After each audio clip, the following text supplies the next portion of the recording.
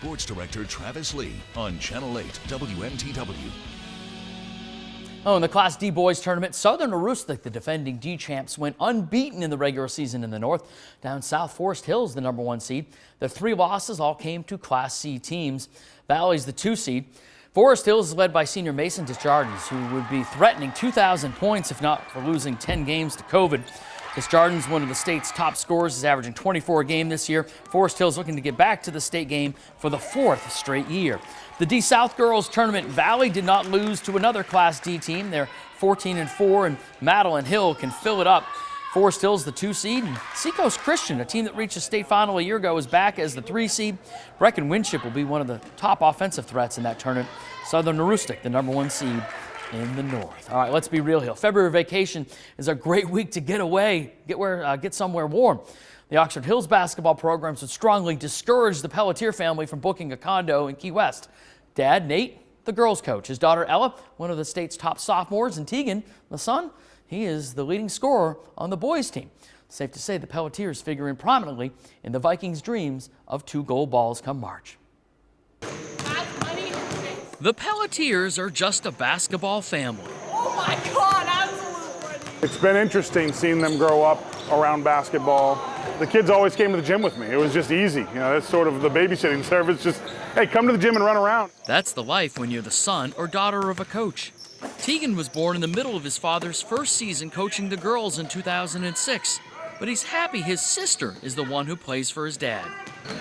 I love having my dad as my coach, but I don't know if my brother likes it as much, just because. He's a great coach, but me and him don't mix, so she's definitely the perfect person for him.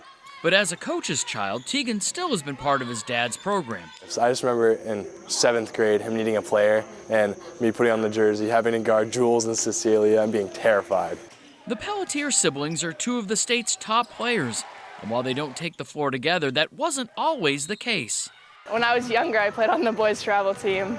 I loved it. I thought it was fun. I don't know if he liked having me in this team, but I thought it was awesome. She just was a little spitfire and just got in there, didn't care that she was playing with boys. Tegan at first was a little reluctant, but when she got out there and was playing so hard, he loved having her play. She was better than all the boys. She may have been better than me. She was probably the best in our family at that point. The tournament brings about the highest of highs and the lowest of lows and emotions. But seldom does a family feel them both like the Pelletiers did last year. They hardly had time to wallow in a regional championship loss to Cheverus before they were jubilant over a buzzer-beating shot by Tegan that sent his team to the state final. I thought it was going to be really hard for me, but you know, it's at that point you're switching to the parent role and you know, just enjoying the show, and it ended up being an amazing experience for my son and for the boys basketball team. So like it wasn't that hard. I thought it was going to be harder than it actually was. This time around, the siblings are hoping they can both be in celebration mode. How cool would it be for 2 Oxford Hills teams to be in the championship? That'd be really cool. And if we won it, that'd be even cooler. The Pelletiers would love to be the last one standing in the girls' AA tournament, but there are plenty of challengers. In the South, South Portland played its best in the second half and won 4 of 5 to end the year. Devastated by injuries, Gorham's schedule will have them ready. They played Oxford Hills, Brunswick, and Thornton 3 times. Sanford's Julissa McBaron is a shot maker.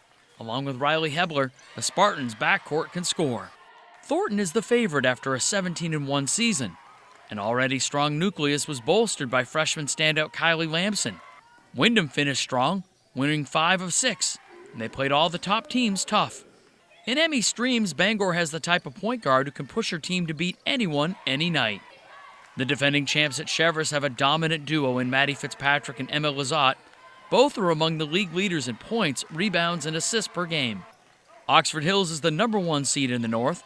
Besides stars Sierra Carson and Ella Pelletier, the Vikings are deadly from the perimeter with Tristan Derenberger and Molly Corbett.